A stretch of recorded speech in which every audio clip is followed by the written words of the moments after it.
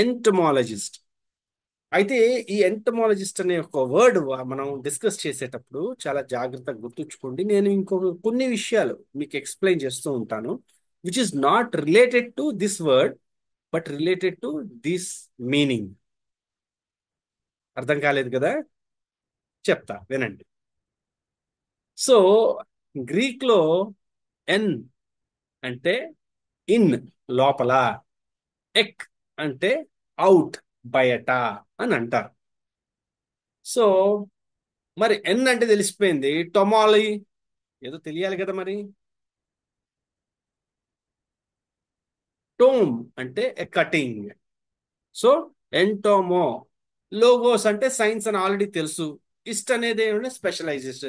So somebody who is specialized in studying ఎంటోమోవా. అంటే ఏంటి? ఇన్నేంటి, కటింగ్ ఏంటి అంటే మీకు బాగా తెలిసిన వర్డ్ ఒకటి చెప్తాను. చిన్న చిన్న పురుగులు ఉంటాయి కదా, వాటిని మనం ఏమంటాం? ఇన్సెక్ట్స్ అంటాం.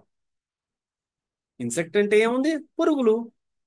కానీ దాని ఎగ్జాక్ట్ రూట్ వర్డ్ ఏంటంటే ఇన్. లాటిన్ లో ఇన్ అంటే లోపల, సెక్ట్ అంటే కట్.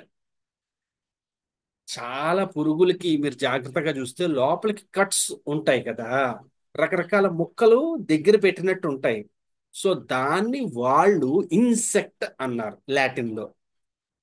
గ్రీక్ లో ఎంటోమ్ అన్నారు. కాబట్టి ఎంటోమ్ అంటే పురుగు, ఇన్సెక్ట్ అన్న పురుగే. మనకి ఇన్సెక్ట్ వాడటం అలవాటు కాబట్టి వెంటనే అందుకే చెప్పా. ఈ వర్డ్ తాలూకు మీనింగ్ ని బట్టి మీకు తెలుస్తుంది. సో ఇన్సెక్ట్ ఆర్ ఎంటోమ్ అనే దాన్ని మనం చూస్తే, ఎంటమాలజిస్ట్ అంటే somebody who studies about insects. And entom is equal to insect is equal to something which has a cut in. లోపలికి కట్ ఉన్నదాన్ని ఇన్సెక్ట్ అంటాం. ఎందుకంటే ఇన్ సెక్ట్, సెక్ట్ అంటే ఒక కట్టింగ్. సెక్ట్ అనేది ఎక్కడ వాడుతున్నాం మనం? ఎప్పుడైనా వాడారా సెక్ట్ అనేది? మీరు చాలా క్లియర్ గా స్కూల్స్కి వెళ్తూ ఉంటారు కాబట్టి, కాలేజెస్కి వెళ్తూ ఉంటారు కాబట్టి, వెరీ ఫస్ట్ థింగ్ ఏ సెక్షన్ లో ఉన్నారు? సెక్షన్ లో ఉండే సెక్ట్ అంటే ఏంటి? ఒక భాగం. మీ క్లాస్ లో ఉన్న వాళ్ళందరినీ, 10th క్లాస్ చదివే వాళ్ళందరినీ A section, B section, C section లో పెట్టారు కదా. సో సెక్ట్ అంటే కట్ చేశారన్నమాట. ఇప్పుడు అర్థమైందా? మీకు ఆల్రెడీ తెలిసిన వర్డ్స్ కూడా రూట్ వర్డ్స్ తెలియగానే, అబ్బా ఈ వర్డ్ తాలూకు మీనింగ్ ఇదా, ఇంతకాలం వాడాం కానీ తెలియలేదే అని అనిపిస్తూ ఉంటుంది. సో అందుకే చెప్పా, ఈ వర్డ్ లో కొంచెం మ్యాజిక్ ఉంది. Entomologist, entom is a insect, logos study, and ist is a specialisation.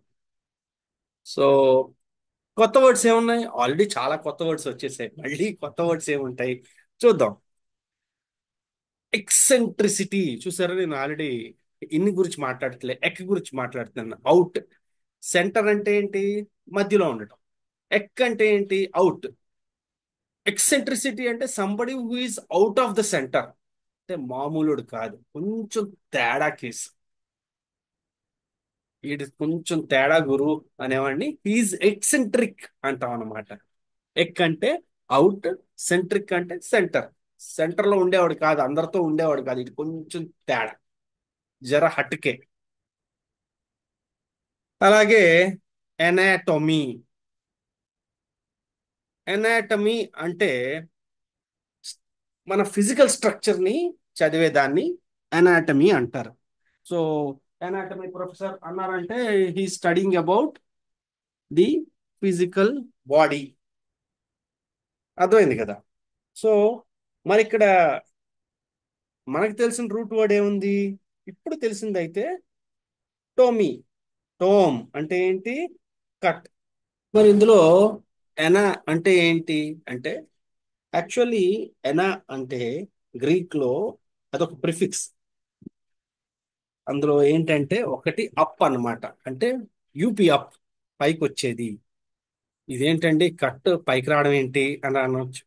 అంటే మన బాడీ తాలూకా స్ట్రక్చర్ ఎగుడు దిగుడుగా ఉంటుంది కాబట్టి దాన్ని వాళ్ళు ఎనాటమీ అన్నారు. బాగా గుర్తుంచుకోండి.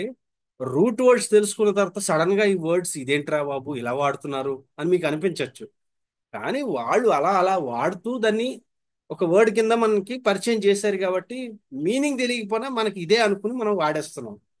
ఇప్పుడు సడన్ గా రూట్ వర్డ్స్ తెలిసేసరికి అనిపిస్తుంది అరే రే ఏమిట్రా అబ్బా ఇలా ఉన్నాయని. బట్ స్టిల్ ఎనాటమీ అంటే ఫిజికల్ స్ట్రక్చర్. అలాగే మీరందరూ వాడేది ఉండి ఉంటుంది టోమ్కి సంబంధించి ఆటమ్. అరే ఆటమ్ అంటే ఏంటి సార్ అంటే ఏ అనేది నెగిటివ్ ప్రిఫిక్స్. సో ఆటమ్ అనగానే something which can't be cut. అప్పట్లో యాటమే అన్నిటికన్నా చిన్నది అనుకున్నారు కాబట్టి దాన్ని యాటమ్ అన్నారు, స్మాలెస్ట్ పార్టికల్. అలాగే డైకాటమీ.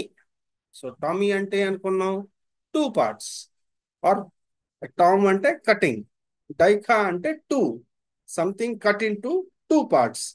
సో ఏదైనా ఒక విషయంలో మనం రెండు విధాలుగా ఆలోచిస్తున్నాం, ఇటు ఆలోచిస్తున్నాం అటు ఆలోచిస్తున్నాం. వీఆర్ అనే డైకాటమస్ సిచ్యువేషన్. ఓకే. సో అలాగే డైకా అనే ఒక కొత్త రూట్ వర్డ్ కూడా మీకు తెలుస్తుంది. అలాగే ఎపిటోమ్. ఎపిటోమ్ అంటే ఏంటి? టోమ్ అంటే ఏమన్నావు ఒక పార్ట్. మరి ఎపి అంటే ఏంటి? ఎపి అనే దానికి అర్థం ఆన్, అపాన్. అంటే ఏంటి? ఒక ఆన్ అంటే ఓ అండ్ ఆనే, అపాన్. సో ఎపిటోమ్ అంటే ఏంటంటే ఒక టోటల్ దాన్ని తీసుకుంటే దానిలో ఒక పార్ట్ తీసుకుంటే ఇది ఆ మొత్తాన్ని రిప్రజెంట్ చేస్తుంది అని చెప్పడం. అర్థమైందా? అంటే he's an epitome of success అన్నాం అనుకోండి.